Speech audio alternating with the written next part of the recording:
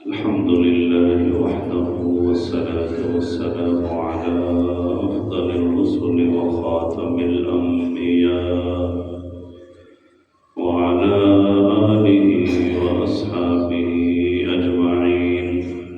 أما بعد فأعوذ بالله من الشيطان الرجيم. بسم الله الرحمن الرحيم. وما أرسلناك إلا رحمة للعالمين. وقال النبي صلى الله تعالى عليه وسلم: أرسلت إلى الخلق كافة. صدق الله العظيم وصدق رسوله النبي الكريم، ونحن على ذلك لمن الشاهدين والشاكرين، والحمد لله رب العالمين.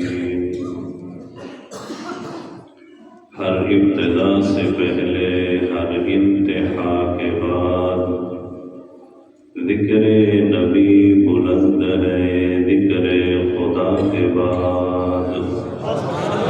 دنیا میں بہت لوگ ہیں احترام کے لائق، میں سب کو مانتا ہوں پر مصطفیٰ کے بعد. قابل صد احترام حضرات، علماء کرام، معزز شرکائے محفل، آج کی یہ خوبصورت محفل ذکر مصطفیٰ صلی اللہ علیہ وسلم کے عنوان سے ہے. حق تعالی شانہ سے دعا ہے کہ اللہ تعالی ہم سب کی حاضری اپنے دربار میں قبول فرمائے. جب نام آتا ہے نا مصطفیٰ صلی اللہ علیہ وسلم، تو یہ نام ہی کتنا خوبصورت اور پیارا ہے. مصطفیٰ صلی اللہ علیہ وسلم. تو آج کی یہ مجلس ہے محفل ذکر مصطفیٰ صلی اللہ علیہ وسلم. ہمارے عزیز حضرت قاری صاحب جو ماشاءاللہ مشہور نعت خوان ہیں پورے پاکستان میں، حضرت قاری صاحب اپنی اس خوبصورت آواز کے ساتھ عاشقان مصطفیٰ صلی اللہ علیہ وسلم کے ایمان کو، ان کی روح کو تازہ کرتے ہیں. تو یہ ذکر کر رہے تھے حضرت عمر رضی اللہ عنہ کا، حضرت علی رضی اللہ عنہ کا ایمان تازہ ہو رہا تھا. کیسے ایمان تازہ ہو رہا تھا؟ حضرت عمر، حضرت علی، حضرت ابوبکر صدیق، حضرت عثمان رضی اللہ عنہم اجمعین، ان کے ذکر سے، ان کے نام لینے سے ایمان تازہ ہو رہا تھا.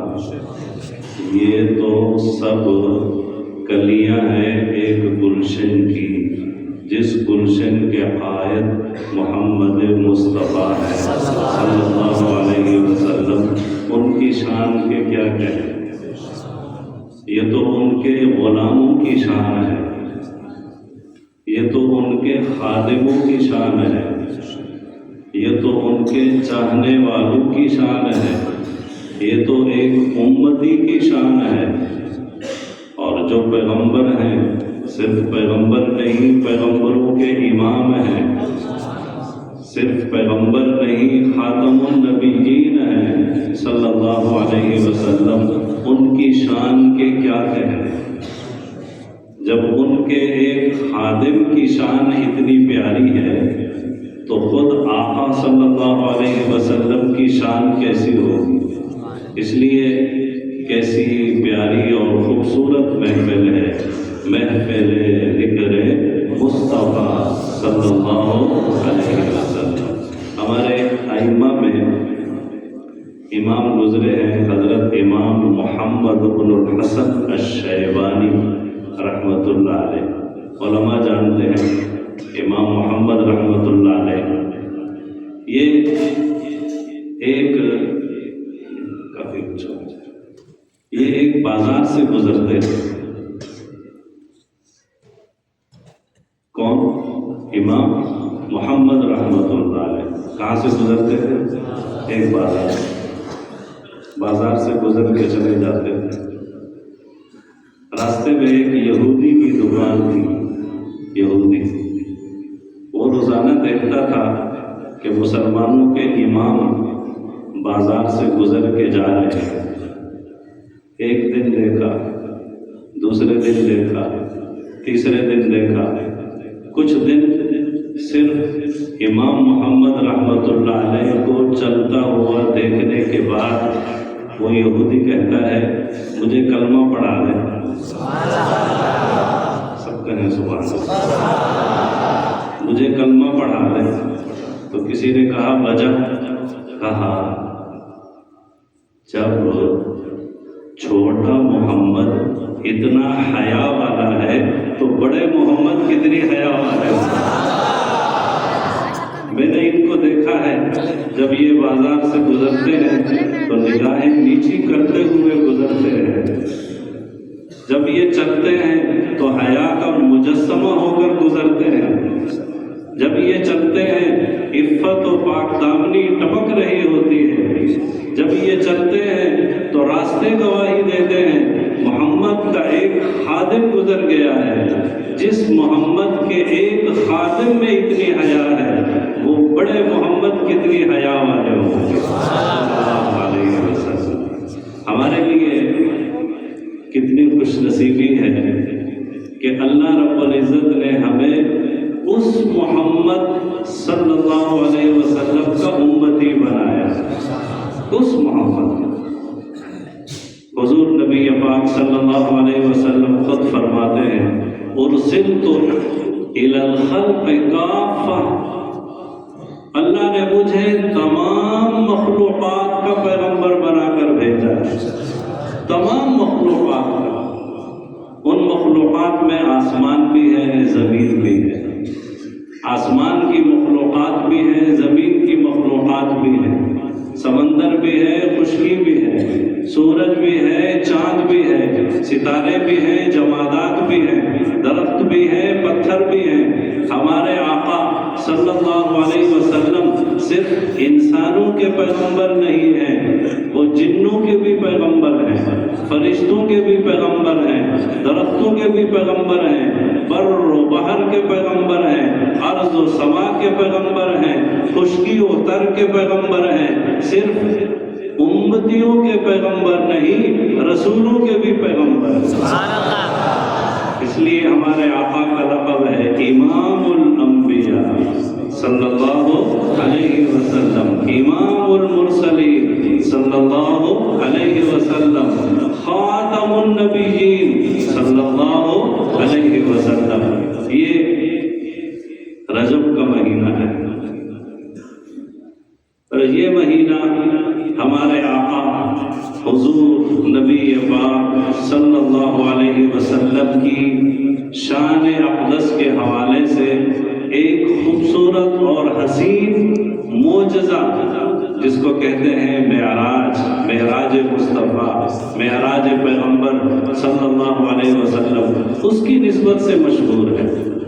ویسے تو مختلف اقوال ہیں کہ معراج کب ہوا. ایک قول یہ ہے کہ ربیع الاول کے مہینے میں ہوا، ایک قول یہ ہے کہ رجب کے مہینے میں ہوا، پھر ایک قول یہ ہے کہ رجب کی بھی 27ویں شب کو ہوا. مشہور قول یہ ہے. تو یہ مہینہ ہمارے آقا صلی اللہ علیہ وسلم کے معجزہ معراج سے منسوب ہے، معجزہ معراج سے. تو آج اس مختصر سی گفتگو میں یہی ذکر کرتا ہوں معجزہ معراج سے متعلق. معجزہ معراج جیسا کہ ابھی میں نے ذکر کیا کہ ہمارے آقا صلی اللہ علیہ وسلم پوری مخلوقات کے پیغمبر ہیں. زمین والوں نے تو پیغمبر سے ملاقات کر لی. یہ مکہ مکرمہ کی گلیاں ہیں جو آقا صلی اللہ علیہ وسلم کو چلتے پھرتے دیکھ رہی ہے. یہ مکہ مکرمہ کے درخت ہیں جو آقا صلی اللہ علیہ وسلم کی زیارت کر رہے ہیں۔ یہ غار حرا ہے، یہ جبل حرا ہے، یہ اس پہاڑ کے پتھر ہیں۔ حضور نبی پاک صلی اللہ علیہ وسلم فرماتے ہیں میں ان پتھروں کو ابھی بھی جانتا ہوں، جب میں ان کے قریب سے گزرتا تھا تو وہ مجھے کہتے تھے اے رسول، اے اللہ کے پیغمبر، اے محمد مصطفیٰ، آپ کو میری طرف سے سلام ہو۔ مکہ والوں نے دیکھ لیا یہ ہمارے پیغمبر ہیں، درختوں نے بھی دیکھ لیا، پتھروں نے بھی دیکھ لیا۔ آپ میں سے بہت سارے ساتھی مکہ مکرمہ گئے ہوں گے، اللہ تعالیٰ مجھے بھی آپ کو بھی بار بار وہاں کی حاضری نصیب فرمائے۔ وہاں ایک مسجد ہے جس مسجد کا نام ہے مسجد الجن، دیکھا ہوگا۔ اس مسجد کے قریب ایک مسجد ہے جس کو کہتے ہیں مسجد الشجرہ، شجرہ عربی میں کہتے ہیں درخت کو۔ ایک دن مکہ کے مشرکوں نے حضور نبی پاک صلی اللہ علیہ وسلم کو بہت ستایا، تو آپ صلی اللہ علیہ وسلم پریشان بیٹھے تھے، یا اللہ پریشان بیٹھے، مکہ والے ستا رہے ہیں۔ اللہ رب العزت کی طرف سے تسلی کے لیے آتا ہے، اے میرے محبوب، اے میرے پیغمبر، اے میرے عبدی، اے میرے رسول، اے میری طرف سے بھیجے گئے محمد مصطفیٰ، پریشان نہ ہو، یہ درخت کھڑا ہے، آپ اس کو بلائیں۔ آپ صلی اللہ علیہ وسلم نے اس درخت کو بلایا۔ حدیث شریف میں آتا ہے وہ درخت جڑوں سے اکھڑتا ہوا، چلتا ہوا حضرت کے سامنے آ کر کھڑا ہوا۔ رسالت، شہادت، حضور صلی اللہ علیہ وسلم کی پیغمبری، نبوت، اس کی عربی زبان میں گواہی دیتا ہے، اشہد ان لا الہ الا اللہ واشہد انک رسول اللہ۔ درخت گواہی دے رہا ہے۔ حضور صلی اللہ علیہ وسلم دیکھتے ہیں درخت کبھی بولتا ہے، جی ہاں، پیغمبر کو جانتا ہے اس لیے تو بول رہا ہے، ہمیں تو نہیں جانتا اس لیے ہمارے سامنے نہیں بولتا، لیکن وہ درخت جانتا ہے کہ یہ میرا بھی پیغمبر ہے۔ پتھر جانتے ہیں یہ میرا بھی پیغمبر ہے، پہاڑ جانتا ہے یہ میرا بھی پیغمبر ہے۔ درخت کھڑا ہے، رسالت کی گواہی دے رہا ہے۔ حضور صلی اللہ علیہ وسلم کو دل کو تسلی ہوئی، فرمایا اب واپس چلا جا۔ وہ درخت پھر اس جگہ سے جاتا ہے اور اپنی جگہ پر جا کر کھڑا ہو جاتا ہے۔ درخت کو عربی میں کہتے ہیں شجرہ۔ بعد میں عاشقوں نے وہاں مسجد بنا دی اور اس مسجد کا نام ہی رکھ دیا مسجد الشجرہ۔ اسی کے قریب مسجد الجن ہے۔ انسان نہیں مانتے تو اللہ رب العزت نے جنات کو بھیج دیا، جاؤ انسان میرے پیغمبر کو، میرے رسول اور میرے محبوب کو تکلیفیں پہنچا رہے ہیں، جاؤ ان کی تسلی کے لیے رسالت کا اقرار کرو۔ احادیث میں آتا ہے 300 جنات نے اس جگہ پر آ کر حضور صلی اللہ علیہ وسلم کے ہاتھ پر بیعت کی۔ عاشقوں نے وہاں مسجد بنا دی، مسجد کا نام ہے مسجد الجن، آج بھی موجود ہے۔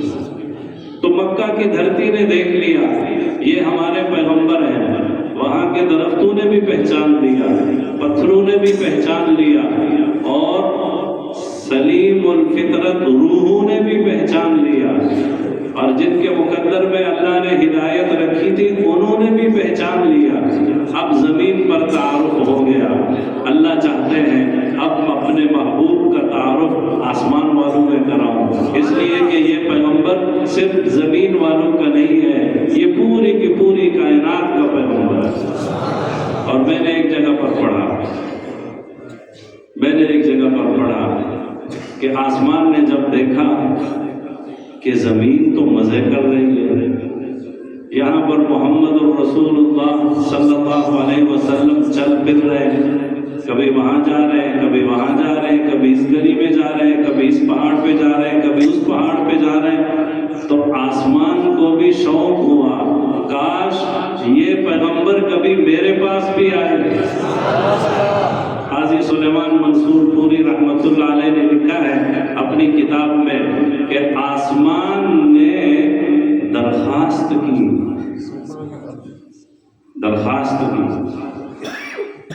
اور درخواست بھی کیسی پیاری درخواست ہے. سبحان اللہ. بعض عارفین نے تصور میں زمین اور آسمان کا مکالمہ بھی ذکر کیا ہے. بعض عاشقوں نے کہ ایک دن زمین اور آسمان کا مقابلہ ہوگا. آسمان نے کہا یہ، زمین نے کہا یہ، آسمان نے کہا یہ، زمین نے کہا یہ. آسمان نے کہا مجھ سے ابر رحمت برستا ہے، بارش وہاں سے ہوتی ہے. زمین نے کہا تو تربت محمد کو ترستا ہے. آسمان نے کہا مجھ پر چاند نور والا ہے. زمین نے کہا مجھ پر محمد کالی کملی والا ہے. زمین جواب دے دی. آسمان نے کہا مجھ پر عرش ہے، لوح ہے، کرسی ہے، قلم ہے. زمین نے کہا مجھ پر محمد کے قدم ہے. جواب ہو رہا ہے، زمین جواب دے رہی. تو آسمان کو بھی خواہش ہوئی، آسمان کو بھی خواہش ہوئی. کسی شاعر نے بڑا خوبصورت شعر کہا ہے عربی میں شعر کہا ہے. کیا کہا ہے؟ ان تسعد محمدا الی فاشرف به تلک کما تشرفت الارض بجماله. اے اللہ اس محمد کو مجھ تک بھی پہنچا دے تاکہ میں بھی فخر کر سکوں، لوگوں کے سامنے فخر کر سکوں کہ محمد میرے پاس بھی تشریف لائے ہیں، جیسا کہ زمین ہر وقت فخر کرتی ہے کہ محمد یہاں گھوم رہے ہیں صلی اللہ علیہ وسلم. تو آسمان نے کہا کہ اے اللہ یہ محمد ہمارے پاس بھی آئے نا. زمین تو ہر وقت مزے کر رہی ہے، محمد الرسول اللہ صلی اللہ علیہ وسلم ہے، کبھی ادھر جا رہے ہیں، کبھی ادھر جا رہے ہیں، کبھی یہاں تشریف لے آ رہے ہیں، کبھی وہاں بیٹھ رہے ہیں، کبھی وہاں بیٹھ رہے ہیں. کما تشرفت الارض بجمالی. زمین تو بڑی خوبصورت بن رہی ہے، اعزاز لے رہی ہے. اے اللہ اس اعزاز میں مجھے بھی شریک کر دے.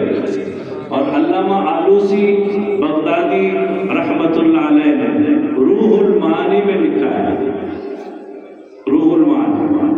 سبحان اللہ. عجیب بات کہ بیت المقدس کے ستونوں نے، بیت المقدس کے ستونوں نے رب تعالیٰ کے سامنے درخواست پیش کی کہ اے اللہ یہاں ہر نبی آیا ہے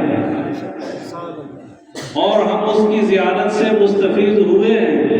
اب ہمیں شوق ہے کہ آخری پیغمبر بھی یہاں آ جائے تاکہ ہم ان کی بھی زیارت کر سکیں. اللہ رب العزت نے بیت المقدس کے ستونوں کی درخواست کو بھی قبول کیا، آسمانوں کی درخواست کو بھی قبول کیا. اب سبحان اللہ زمین کے مختلف کونے محمد الرسول اللہ صلی اللہ علیہ وسلم کی قدم بوسی سے مستفید ہو گئے. اب آسمانوں کی سیر کرانی ہے، آسمانوں کی سیر کرانی ہے. کیوں؟ اس لیے کہ ارسلت الی الخلق کافۃ. حضور صلی اللہ علیہ وسلم نے کیا فرمایا؟ میں تمام مخلوقات کا پیغمبر ہوں، صرف مکہ والوں کا نہیں، زمین والوں کا نہیں، مدینہ طائف والوں کا نہیں، عرب والوں کا نہیں، پوری کائنات ہے. تو زمین مستفید ہو گئی، اب آسمان کو مستفید کیا جا رہا ہے. سبحان اللہ. حدیث شریف میں ہے، حضرت امام بخاری رحمۃ اللہ علیہ نے صحیح بخاری باب کیف فرضت الصلاۃ حدیث رقم کی ہے. سبحان اللہ. معراج کی ابتدا کیسے ہوئی؟ معراج کی ابتدا کیسے ہوئی؟ علماء بیٹھے ہیں، حضور صلی اللہ علیہ وسلم فرماتے ہیں میں ام ہانی رضی اللہ عنہا، حضور صلی اللہ علیہ وسلم کی کزن ہے، حضرت علی رضی اللہ عنہ کی ہمشیرہ ہے، جناب ابو طالب کی بیٹی ہے. میں ان کے گھر میں تھا، رات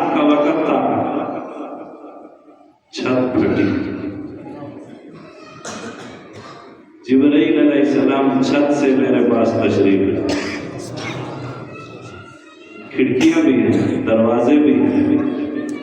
علماء نے نکتہ لکھا ہے کہ حضرت جبرائیل علیہ السلام دروازے سے نہیں آئے، کھڑکیوں سے نہیں آئے، روشن دانوں سے نہیں آئے، چھت سے آئے۔ بتانا یہ چاہتے ہیں کہ محمد آج سفر اوپر کا ہے، آج اوپر جانا ہے، اس لیے میں اوپر سے آیا ہوں۔ چھت پھٹی۔ پھر حضور نبی پاک صلی اللہ علیہ وسلم کو شق قمر، شق صدر ہوا۔ معجزات ہیں شق قمر، شق صدر۔ شق صدر کیا ہے؟ آپ صلی اللہ علیہ وسلم کے سینے کو چیرا گیا ہے۔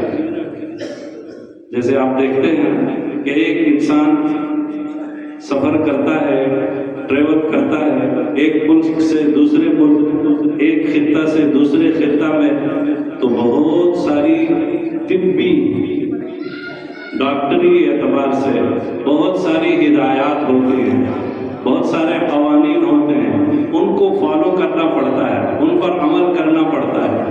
حج عمرے پر جانے والے دیکھتے ہیں، وہاں جاتے ہیں، کبھی قطرے پلا رہے ہیں، کبھی انجیکشن لگا رہے ہیں، ٹھیک ہے، نیا خطہ شروع ہو گیا۔ تو یہاں پر بھی اب نئی دنیا میں جانا ہے، عالم ارض سے عالم آسمان میں جانا ہے، تو اس کے لیے تیاری کی جا رہی ہے۔ شق صدر، شق صدر، آپ صلی اللہ علیہ وسلم کا سینہ مبارک چاک کیا گیا اور اس میں وہ استعداد اور وہ صلاحیت رکھی گئی، وہ مادہ رکھا گیا جن کی وجہ سے آپ صلی اللہ علیہ وسلم عالم سما، عالم بالا، وہاں کی کیفیات کو برداشت کر سکے۔ اب سنیے، حضرت جبرائیل علیہ السلام نے چھت پھاڑ کر کمرے میں قدم رکھا، پھر آپ صلی اللہ علیہ وسلم نے دیکھا چھت پھٹی تھی، پھر جڑ گئی۔ اس میں بھی نکتہ ہے، علماء نے لکھا ہے اس میں بھی نکتہ ہے، پہلے سے سمجھایا جا رہا ہے جیسے چھت پھٹی ہے پھر جڑ گئی ہے، آپ پریشان نہ ہوں، آپ کا سینہ بھی چاک کیا جائے گا، پھر جڑ جائے گا، پریشان نہ ہوں۔ سینہ جڑ گیا، شق صدر ہو گیا، سفر شروع ہوا۔ حضرت جبرائیل علیہ السلام ایک سواری لائے تھے، اس سواری کا نام ہے براق۔ کیا نام ہے؟ براق۔ حضور صلی اللہ علیہ وسلم اور حضرت جبرائیل علیہ السلام اس سواری پر بیٹھے ہیں۔ حدیث شریف میں آتا ہے اس سواری کی رفتار اتنی تھی تا حد نگاہ اس کا قدم پڑتا تھا، جہاں تک نگاہ جاتی ہے وہاں تک اس سواری کا ایک قدم پڑتا تھا۔ نگاہ میری اور آپ کی نہیں، ہماری اور آپ کی نظریں تو کمزور ہیں، چشمے لگے ہوئے، قریب والی نظریں بھی کمزور ہیں۔ یہ کون سی نگاہ؟ محمد رسول اللہ صلی اللہ علیہ وسلم کی نگاہ، جہاں تک نگاہ پڑتی ہے وہاں اس سواری کا قدم پڑتا ہے۔ میں نے ایک جگہ پر دیکھا، سبحان اللہ، آپ میں سے بہت ساروں نے شاید گھوڑ سواری کی ہوگی، گھوڑے پر سواری کی ہوگی، کبھی کر لیجئے گا، سنت ہے، سنت کی نیت سے۔ گدھے پر بھی سواری آپ صلی اللہ علیہ وسلم نے کی ہے، کبھی اس نیت سے بھی سواری کر لیجئے۔ گدھے پر سواری، ہمارے آقا صلی اللہ علیہ وسلم نے اونٹ پر بھی، اونٹنی پر بھی، گدھے پر بھی، گھوڑے پر بھی، مختلف جانوروں پر سواری کی ہے۔ ایک مرتبہ مسجد قباء جا رہے ہیں، گدھے پر سوار تھے، حضرت ابو ہریرہ رضی اللہ عنہ آ گئے۔ آپ علیہ السلام نے فرمایا ہاں ابو ہریرہ قباء چلنا ہے؟ جی یا رسول اللہ۔ آپ نے فرمایا پھر بیٹھ پیچھے۔ اب حضرت ابو ہریرہ رضی اللہ عنہ کہتے ہیں کہ میں جو ہی گدھے پر پیچھے بیٹھنے لگا تو اپنے توازن کو برقرار نہیں رکھ سکا، میں نیچے گر رہا تھا، میں نے حضرت کی چادر پکڑی، اب میں بھی نیچے، حضرت بھی نیچے، دونوں نیچے گر گئے۔ حضور صلی اللہ علیہ وسلم کھڑے ہو گئے، پھر گدھے پر سوار ہو گئے. ابو ہریرہ رضی اللہ عنہ سے پوچھا ہاں بھائی چلنا ہے؟ جی یا رسول اللہ. آپ نے فرمایا بیٹھ پیچھے. پھر بیٹھنے لگے. حضرت ابو ہریرہ رضی اللہ عنہ کہتے ہیں پھر میں بیٹھنے لگا، پھر میں اپنا توازن برقرار نہیں رکھ سکا، گرنے لگا. میں نے حضرت کے کپڑوں کو پکڑا، پھر میں بھی نیچے حضرت بھی نیچے. 2 مرتبہ آپ صلی اللہ علیہ وسلم پھر اٹھے، پھر گدھے پر بیٹھے. ابو ہریرہ چلنا ہے؟ ابو ہریرہ نے کہا نہیں یا رسول اللہ، 2 مرتبہ آپ کو گرا چکا ہو، اب آپ کو دوبارہ نہیں گراؤں گا. محبت دیکھیں حضور صلی اللہ علیہ وسلم کی اپنے صحابی سے. ڈانٹا نہیں، غصہ نہیں کیا. میں اور آپ ہوتے پتہ نہیں حضرت ابو ہریرہ کا کیا حال ہوگا. غصہ نہیں کیا، ڈانٹا بھی نہیں. کیسے شفیق اور مشفق رحیم اور مہربان پیغمبر جناب مصطفیٰ صلی اللہ علیہ وسلم براق پر سوار ہوئے. براق پر یہ واقعہ علامہ صالحی یوسف صالحی شامی رحمۃ اللہ علیہ نے سبل الہدی والرشاد میں لکھا ہے، جو سیرت کی بہت خوبصورت اور بہت ہی مستند کتاب ہے. علماء کرام اس کتاب کا ضرور مطالعہ کریں، عربی زبان میں. براق پر سوار ہوئے. اب گھوڑ سوار جانتے ہیں کہ جب گھوڑا اگلے پاؤں اٹھاتا ہے تو یوں ہو جاتا ہے، پھر رکھتا ہے تو یوں ہو جاتا ہے، یوں جاتا ہے، یوں جاتا ہے.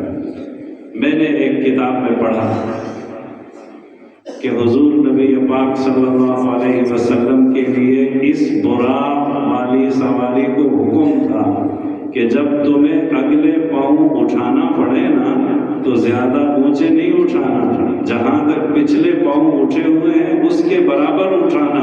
ایسا نہ ہو کہ تمہارے آگے والے پاؤں اونچے ہو جائیں، پیچھے والے پاؤں نیچے ہو جائیں اور میرے محبوب کو تکلیف ہو. براق ایسی محبت کے ساتھ، ایسی عقیدت کے ساتھ، ایسے احترام کے ساتھ آپ صلی اللہ علیہ وسلم کو لے کر چلا. جبرائیل علیہ السلام ساتھ ہیں. راستے میں ایک جگہ پر پڑاؤ ہوا. حضرت سواری سے نیچے اترے، یہاں 2 رکعت پڑھے. آپ صلی اللہ علیہ وسلم نے دیکھا کہ وہاں درختوں کی کثرت ہے. 2 رکعت نماز پڑھنے کے بعد جبرائیل علیہ السلام نے پوچھا حضرت آپ کو پتہ چلا یہ کون سی جگہ ہے؟ فرمایا نہیں. فرمایا یہ وہ جگہ ہے جہاں آپ ہجرت کر کے آئے گئے، مدینہ طیبہ. مدینہ منورہ، مدینہ طیبہ. ہجرت بعد میں ہوئی ہے، حضور صلی اللہ علیہ وسلم کے قدم مبارک پہلے وہاں لگ گئے. پھر آپ صلی اللہ علیہ وسلم چلے، پھر ایک جگہ پر پڑاؤ ہوا. حضرت سواری سے نیچے اتر گئے. 2 رکعت نماز پڑھے. آپ صلی اللہ علیہ وسلم نے نماز پڑھی. پتہ چلا کون سی جگہ ہے؟ حضرت نے فرمایا نہیں. فرمایا یہ وادی سینا شجرہ موسیٰ ہے، جہاں پر حضرت موسیٰ علیہ السلام نے اللہ تعالیٰ سے کلام فرمایا. ایک تیسرا پڑاؤ ہوا وادی مدین میں. پھر چوتھا پڑاؤ ہوا بیت اللحم میں، جہاں حضرت عیسیٰ علیہ السلام کی پیدائش ہے. اس کے بعد پھر آپ صلی اللہ علیہ وسلم بیت المقدس تشریف لائے. ہمارے ساتھی ابھی فرما رہے تھے نا کہ بیت المقدس میں سارے انبیاء موجود تھے. حضور صلی اللہ علیہ وسلم کو ان انبیاء کا امام بنایا اور تمام انبیاء کا امام بنایا. حضرت تشریف لائیے. یہ کتنا خوبصورت اجتماع ہے. آج یہ محفل ذکر مصطفیٰ ہے جس میں دائیں بائیں علماء بیٹھے ہیں، آپ جیسے عشاق بیٹھے ہیں، مصطفیٰ صلی اللہ علیہ وسلم سے محبت کرنے والے بیٹھے ہیں، لیکن ہم سب امتی ہیں. اور بیت المقدس میں یہ اجتماع ہے جس میں حضرت آدم علیہ السلام سے لے کر حضرت عیسیٰ علیہ السلام تک آنے والے تمام کے تمام پیغمبر اللہ رب العزت نے ایک شان اور ایک کیفیت کے ساتھ جمع فرما دیے. سب انبیاء بیٹھے. سب انبیاء. حضور نبی پاک صلی اللہ علیہ وسلم نے ان تمام انبیاء کو 2 رکعت نماز پڑھائی تو ہمارے آقا صلی اللہ علیہ وسلم بن گئے امام المرسلین، امام الانبیاء. یہ ہمارے آقا صلی اللہ علیہ وسلم کا ایک لقب ہے. کیا؟ امام الانبیاء، امام الرسل، امام المرسلین، امام العالمین صلی اللہ علیہ وسلم. اور اشارہ کر دیا کہ اب کسی اور پیغمبر کی ضرورت نہیں ہے، آخری پیغمبر آ گیا ہے. اگر کسی اور پیغمبر نے آنا ہوتا تو پھر یہ امامت والی سیٹ اس کے لیے چھوڑی جاتی. نہیں، اب پیغمبری ختم. حضور نبی پاک صلی اللہ علیہ وسلم امام المرسلین، امام النبیین، خاتم النبیین صلی اللہ علیہ وسلم. مجلس لگی، آج مجلس ہے، وہاں بھی مجلس لگی. جیسے ابھی آپ نے علماء کے بیانات سنے، حضرت قاری صاحب کی نعت سنی، تو وہاں پر بھی انبیاء علیہ السلام نے بیان کیا. لکھا ہے علماء نے 5 پیغمبروں نے خطاب کیا ہے بیت المقدس میں. 5 پیغمبروں نے. سب سے پہلے خطاب کیا حضرت ابراہیم علیہ السلام، ان کے بعد خطاب کیا حضرت موسیٰ علیہ السلام نے، پھر خطاب کیا حضرت داؤد علیہ السلام نے، پھر خطاب کیا حضرت سلیمان علیہ السلام نے، پھر خطاب کیا حضرت عیسیٰ علیہ السلام نے. 5 اولو العزم پیغمبروں نے خطاب کیا اور اس کے بعد پھر خطاب ہوا امام الانبیاء صلی اللہ علیہ وسلم. سبحان اللہ. آئیے میں آپ کو سناتا ہوں کہ حضور صلی اللہ علیہ وسلم نے اس خطاب میں کیا فرمایا. آج ہم سنتے ہیں وہ خطاب جو حضور صلی اللہ علیہ وسلم نے 1,24,000 کم و بیش انبیاء علیہ السلام اجمعین کے سامنے خطاب فرمایا. کہاں پر؟ بیت المقدس میں. کہاں پر؟ بیت المقدس میں. کیا فرمایا؟ آپ صلی اللہ علیہ وسلم نے فرمایا تم سب نے اپنے اپنے خطابات سنا دیے اور اللہ کی ثنا اور حمد کر دی. اب میں بھی اپنے رب کی تعریف کرتا ہوں. سنیے میرا خطاب. حضور صلی اللہ علیہ وسلم نے خطبے میں فرمایا. کیا فرمایا؟ الحمدللہ الذی ارسلنی رحمتا للعالمین وکافۃ للناس بشیرا ونذیرا وانزل علی الفرقان فیہ تبیان کل شیء وجعل امتی خیر امت اخرجت للناس وجعل امتی امتا وسطا وجعل امتی هم الاولون والآخرون وشرح لي صدري ووزع عني وزري ورفع لي ذكري وجعلني فاتحا وخاتما. حضور صلی اللہ علیہ وسلم کا خطاب. کیا فرمایا؟ ساری تعریفیں اس رب تعالیٰ کے لیے جس نے مجھے رحمت للعالمین بنایا. ہمارے آقا رحمت للعالمین ہیں، رحمت للعالمین. اور ساری تعریفیں اس اللہ کے لیے جس نے مجھے تمام انسانوں کے لیے بشیر اور نذیر بنا کر بھیجا ہے. اور ساری تعریفیں اس اللہ کے لیے جس نے مجھ پر قرآن نازل کیا فیہ تبیان کل شیء. بعض روایات میں ہے فیہ بیان کل شیء، جس میں ہر چیز کے بارے میں وضاحت ہے. پھر آپ صلی اللہ علیہ وسلم نے انبیاء کے اس اجتماع میں مجھے اور آپ کو بھی یاد فرمایا. ہم بھول جاتے ہیں اپنے محبوب صلی اللہ علیہ وسلم کو، لیکن وہ محبوب ہمیں انبیاء کے اجتماع میں بھی نہیں بھولے ہیں. کیا فرمایا؟ ساری تعریفیں اس اللہ کے لیے جس نے میری امت کو سب سے بہترین امت بنایا. اخرجت للناس، جو لوگوں کی بھلائی کے لیے نکالی گئی ہے، جو لوگوں کی بھلائی کے لیے نکالی گئی ہے۔ یہ جو آپ دیکھتے ہیں نا دعوت و تبلیغ والے ہمارے ساتھی، وہ کس لیے نکلے ہوئے ہوتے ہیں؟ وہ میرے پاس آتے ہیں، آپ کے پاس آتے ہیں، کیا کہتے ہیں؟ نماز پڑھ لو بھائی، اللہ کے احکامات پر عمل کر لو۔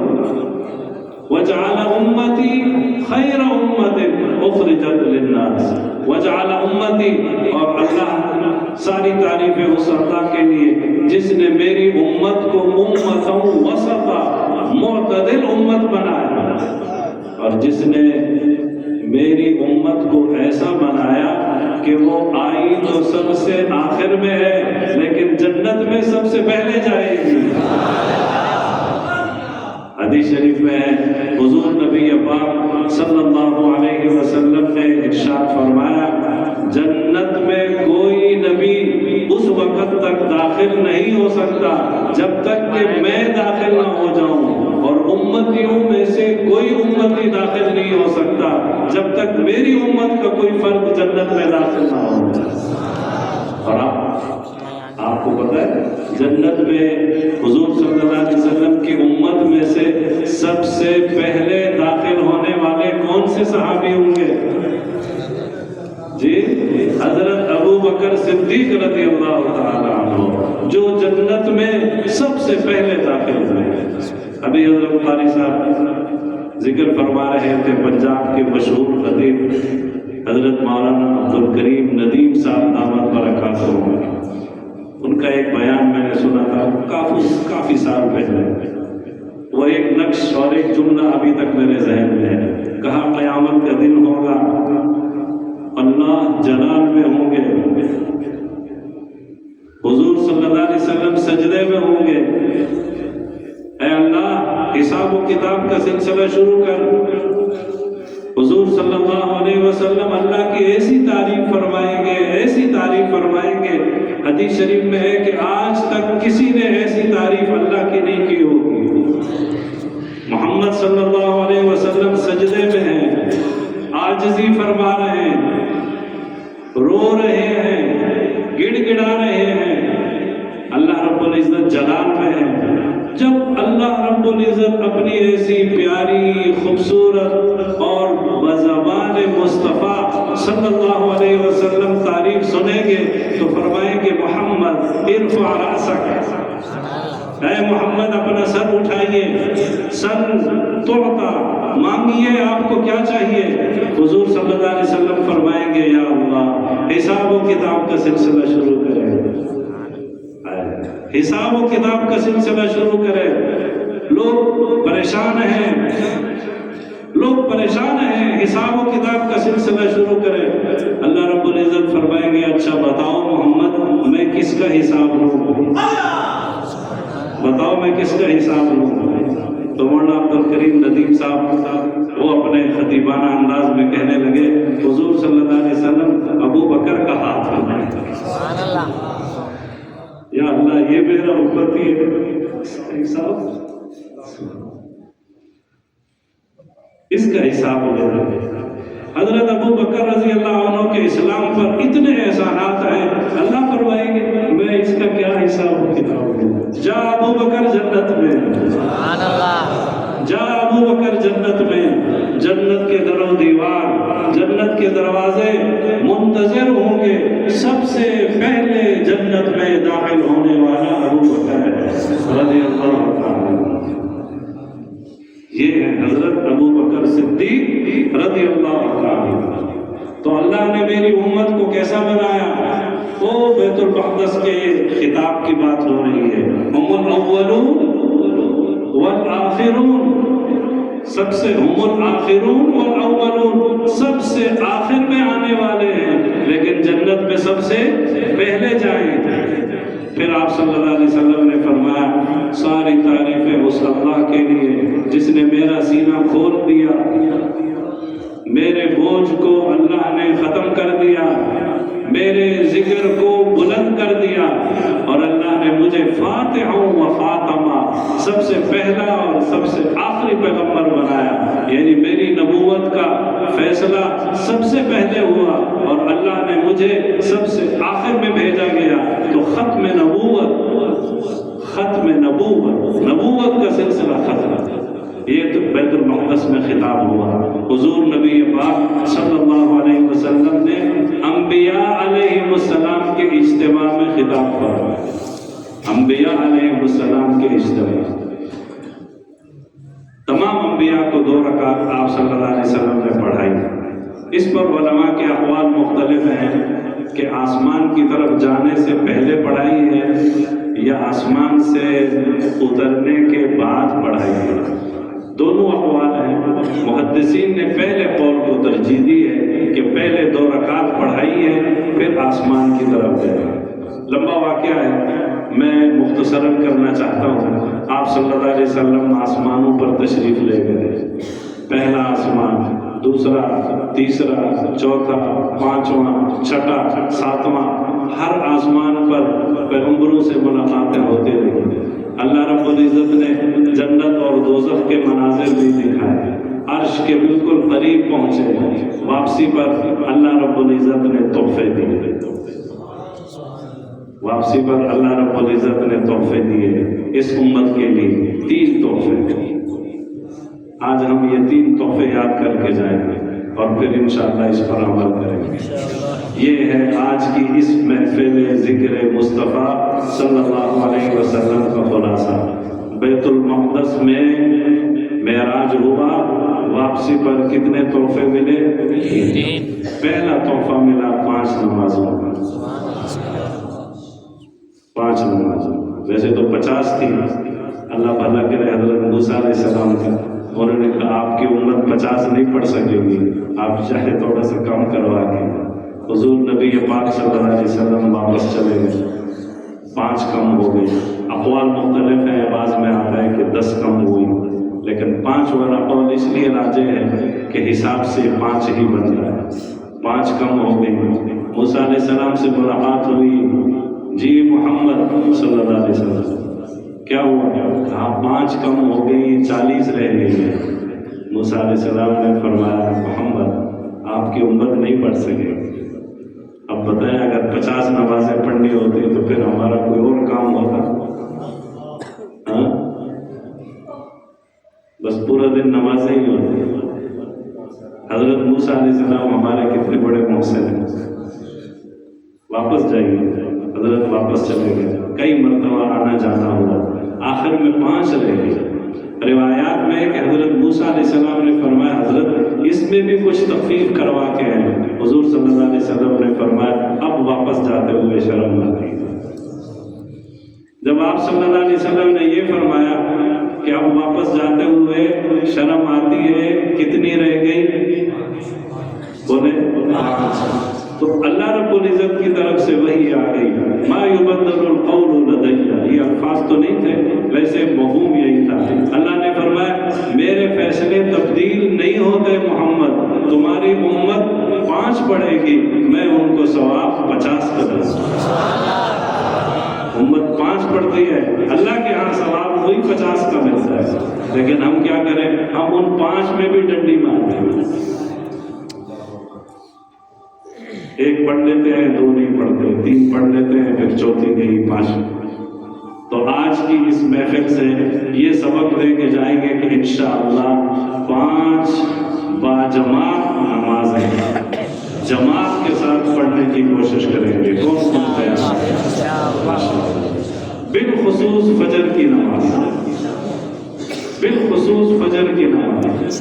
ہماری نیند پوری نہیں ہوئی، شیطان بھی محنت کرتا ہے۔ حدیث شریف میں آتا ہے کہ جب بندہ سو رہا ہوتا ہے تو اٹھنے کی کوشش کرتا ہے، شیطان تھپکی دیتا ہے، سو جا سو جا سو جا سو جا سو جا، شیطان تھپکی دیتا ہے۔ تو آج کے بعد شیطان کی تھپکی میں کون نہیں آئے گا؟ انشاءاللہ انشاءاللہ سب اٹھیں گے۔ فجر کی نماز کی اپنی شان ہے، فجر کی نماز کی اپنی شان ہے۔ میں نے اگلے دن یہ واقعہ 2-3 جگہوں پر سنا ہے، اپنی کلاس میں بھی سنا ہے۔ ہمارے کراچی کے مشہور بزرگ عالم دین حضرت شیخ القرآن الحدیث حضرت مولانا مفتی محمد ظفر علی خان صاحب رحمۃ اللہ علیہ فوت ہو گئے۔ اپنے ایک بیان میں فرمانے لگے کہ فجر کی نماز میں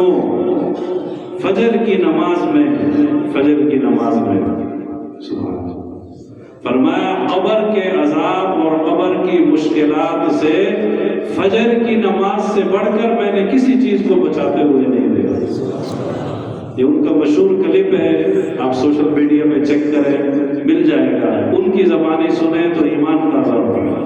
حضرت فرماتے ہیں مجھے خواب میں دکھایا گیا، پھر فرماتے ہیں کہ میں جب فجر کی نماز پڑھا لیتا ہوں تو الحمدللہ پورا دن میرا چستی، ہوشیاری اور سکون، اطمینان کے ساتھ گزرتا ہے۔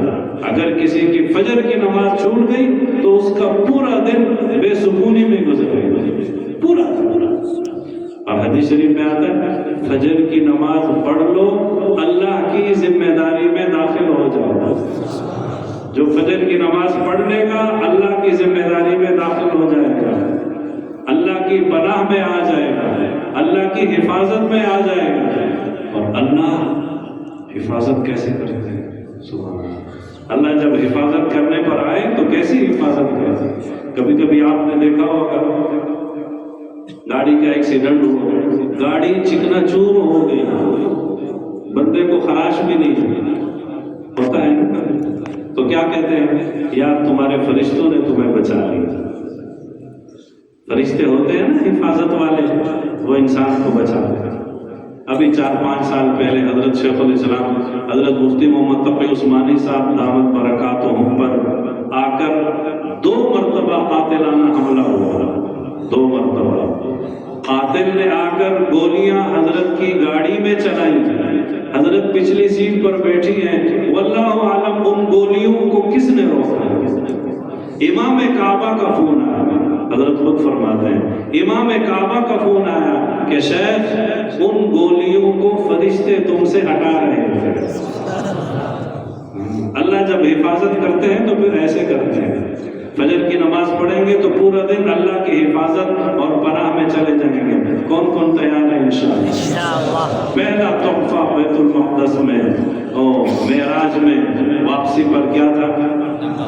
5 نمازیں پڑھیں گے انشاءاللہ۔ دوسرا تحفہ سورہ بقرہ کی آخری 2 آیات، آمن الرسول بما انزل الیہ من ربہ والمؤمنون، یہاں سے لے کر سورہ بقرہ کے آخر تک 2 آیات۔ حدیث شریف میں آتا ہے کہ یہ 2 آیتیں جنت کے خزانوں میں سے ہیں، اور حضرت عبداللہ بن عباس رضی اللہ عنہما کی تفسیر میں آتا ہے غالباً کہ اللہ رب العزت نے ان 2 آیتوں کو زمین و آسمان اور مخلوقات کی پیدائش سے بھی 2000 سال پہلے لکھ دیا تھا۔ حدیث شریف میں آتا ہے کہ اے لوگوں تم خود بھی ان 2 آیتوں کو رات کو سونے سے پہلے پڑھ کر سویا کرو، خود بھی سیکھو، اپنی عورتوں کو بھی سکھاؤ۔ قرآن کریم الحمدللہ ہر گھر میں موجود ہے۔ عشاء کی نماز کے بعد سونے سے پہلے ان 2 آیتوں کی تلاوت کرنے کا معمول بنایا۔ تیار ہے انشاءاللہ؟ اور آج کل تو بہت آسانی ہے، جیب میں موبائل ہے، موبائل میں یہ دونوں آیتیں ڈاؤن لوڈ کر لیں، ان کی پکچر لے لیں، رات کو سوتے وقت بستر پر ان 2 آیتوں کی تلاوت کر کے سوئیں گے۔ حدیث شریف میں ہے جو یہ 2 آیتیں پڑھ کر رات کو سوئے گا تو یہ 2 آیتیں اس کے لیے قیام اللیل کے طور پر بھی کافی ہو جائیں گی۔ اگر وہ رات کو تہجد کے لیے نہیں اٹھ سکا تو ان 2 آیتوں کی تلاوت کی برکت سے اللہ تہجد پڑھنے کا بھی ثواب عطا فرمائے۔ حضرت عمر اور حضرت علی رضی اللہ عنہما ان دونوں حضرات نے فرمایا کہ شاید ہی کوئی عقل مند ایسا ہوگا جو رات کو سونے سے پہلے یہ 2 آیتیں نہ پڑھے۔ کیا مطلب؟ یعنی جو عقل مند سمجھدار ہوگا وہ ضرور ان 2 آیتوں کو پڑھ کر سوئے گا۔ تو ہم سب عقل مند ہیں انشاءاللہ یہ 2 آیتیں پڑھیں گے رات کو سونے سے پہلے. کتنے تحفے ہوں گے؟ 2.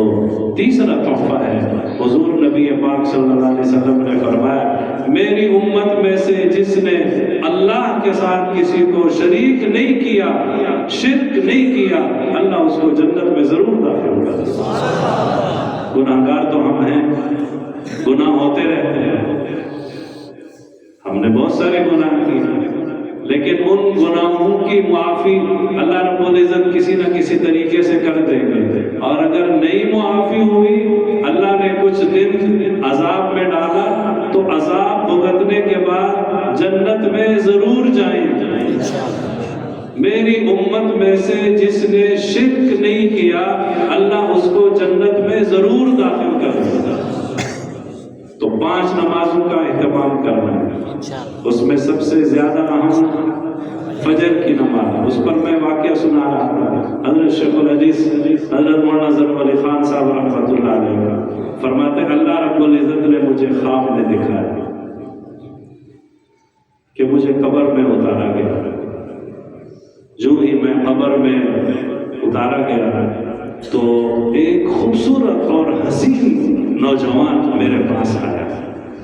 میں نے اس سے زیادہ خوبصورت اور حسین نوجوان نہیں دیکھا.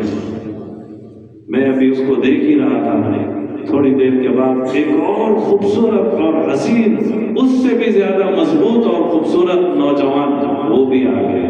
اور اس نے اس پہلے والے سے کہا تم پاؤں کی طرف چلے جاؤ، اور وہ خود سر کی طرف بیٹھے. کہتے ہیں کہ تھوڑی دیر کے بعد مجھے انہوں نے کہا آپ آرام سے لیٹے رہیں، ابھی منکر نکیر آئیں گے ہم ان کو سنبھال لیں گے. منکر نکیر آ گئے، انہوں نے آ کر سلام کہا تو ان دونوں نے سلام کا کوئی جواب نہیں دیا، اس لیے یہ پاور والے تھے. کوئی سلام کہا کیا پرچہ، اس پرچے پر سوالات تھے. سوال ہوتا ہے نا قبر میں، تمہارا رب کون، تمہارا رب کون، اللہ. تمہارا پیغمبر نبی کون، محمد رسول اللہ صلی اللہ علیہ وسلم. تمہارا مذہب اسلام. سوالات ہونا. تو وہ جو دونوں بیٹھے تھے انہوں نے پرچہ لیا، سب سوالات پر ایسے ٹک مار کر کے بولے جاؤ. پھر مجھے کہنے لگے آرام سے سوئے رہو، ابھی تھوڑی دیر میں آپ کے لیے جنت کی کھڑکی کھلے گی، جنت کی ہوائیں آئیں گی، تم قبر میں جنت کے نظارے کرو گے. اللہ ہمیں بھی نصیب کرے، اللہ ہم سب کو نصیب کرے، اللہ ہماری جنت اچھی کر دے. وہ 2 کون تھے اب وہ خود بتانے لگے. وہ جو میرے سر کی طرف بیٹھا تھا وہ کہہ رہا تھا میں قرآن پاک ہوں، اور جو پاؤں کی طرف بیٹھا ہے نا وہ تمہاری فجر کی نماز ہے. تم نے ان دونوں کا بہت خیال رکھا ہے. پھر وہ جو سر کی طرف بیٹھا ہوا تھا وہ کہنے لگا پہلے اس کو کہا گیا کہ تم چلے جاؤ، یعنی فجر کی نماز. پھر عرش سے حکم ہوا نہیں تم بھی ساتھ جاؤ. تو قبر میں کیا بچائے گی؟ نماز. قبر میں کیا بچائے گی؟ نماز، بالخصوص فجر کی نماز اور قرآن پاک کی تلاوت. تو آج کی اس مجلس اور محفل سے ہم یہ سبق سیکھ کر جائیں کہ معراج کا تحفہ کتنی چیزیں ہیں؟ 3 چیزیں. نمبر 1 5 نمازیں، نمبر 2 سورہ بقرہ کی آخری 2 آیتیں رات کو سونے سے پہلے پڑھنی ہے. نمبر 3 عقیدہ مضبوط، اللہ کے ساتھ کسی کو شریک نہیں کرنا ہے، عقیدہ مضبوط ہونا چاہیے. شرک نہیں کرنا ہے، اللہ جنت میں داخل کریں گے، اللہ جنت میں لے جائیں گے، پکی ٹھکی بات ہے. جس کا عقیدہ صحیح ہوگا جنت میں ضرور جائے گا. تو اللہ رب العزت ہم سب کو عمل کرنے کی توفیق نصیب فرمائے. ماہ رجب کی مناسبت سے واقعہ معراج مختصراً آپ کے سامنے ذکر کیا ہے. تو 27ویں کی شب کو مشہور ہے کہ واقعہ معراج ہوا ہے. اب بعض حضرات ایسا کرتے ہیں کہ 27ویں کا روزہ رکھتے ہیں، روزہ نہیں ہے. لیکن جو چیز ہمیں شریعت میں ملی ہے ہم نے اسی پہ عمل کرنا. حضور صلی اللہ علیہ وسلم نے 27 رجب کے روزے کا نہیں فرمایا، صحابہ میں سے کسی نے بھی نہیں فرمایا، بلکہ حضرت عمر رضی اللہ عنہ کو پتہ چلا کہ کچھ لوگ 27 رجب کو روزہ رکھنے لگے، تو حضرت عمر نے ان کو بلایا، فرمایا میرے سامنے کھاؤ، ان کا روزہ توڑوایا تاکہ کوئی اس بدعت کو ایجاد نہ کرے، جو شریعت نے ہمیں حکم دیا ہے اسی پر عمل کرنا ہے۔ تو 27ویں شب میں کوئی خاص عبادت نہیں ہے، لوگوں میں مشہور ہے کہ جی لیلۃ القدر کی طرح اس رات کا بھی ثواب ہے، یہ اتنی نفلوں کا ثواب ہے، نہیں، جیسے عام راتیں ہیں ان میں عبادت کی جاتی ہے، اس رات میں بھی عبادت کی جائے، 27ویں کے روزے کا ثبوت نہیں ہے۔ جو چیزیں ثابت ہیں حدیث شریف سے وہ آپ کے سامنے میں نے ذکر کی کہ معراج کا تحفہ 3 چیزیں ہیں، معراج کا تحفہ 3 چیزیں ہیں۔ اللہ تعالیٰ ہم سب کی حاضری اپنے دربار میں قبول فرمائے۔ ہمارے عزیز مولانا مفتی نعمان صاحب، اللہ ان کی زندگی میں برکت دے، ان کی کافی عرصے سے چاہت بھی تھی اور ان کا دل بھی چاہ رہا تھا کہ استاد جی آپ ہمارے پاس کبھی تشریف لائیں، تو ان کی محبت اور آپ سب کی محبت اور عقیدت ہمیں یہاں کھینچ کے لائی ہے۔ اللہ ہمیں اس محبت پر اپنی شان کے مطابق اجر نصیب فرمائے۔ اللہ ہم سب کے یہاں جمع ہونے کو اپنے دربار میں قبول فرمائے۔ اللہ تعالیٰ مولانا کو مزید آپ کی خدمت کرنے کی اور آپ جتنی محبت اور عقیدت ان کے ساتھ کرتے ہیں، اللہ آپ کو اس کی مزید توفیق اور ہمت نصیب فرمائے۔ اللہ ان کی زندگی میں برکت دے، اللہ آپ تمام سے اور ہم سب سے راضی ہو جائے۔ جو کچھ کہا ہے سنا ہے، اللہ ہم سب کو اس پر عمل کرنے کی توفیق نصیب فرمائے۔ آمین آمین، وآخر دعوانا الحمدللہ۔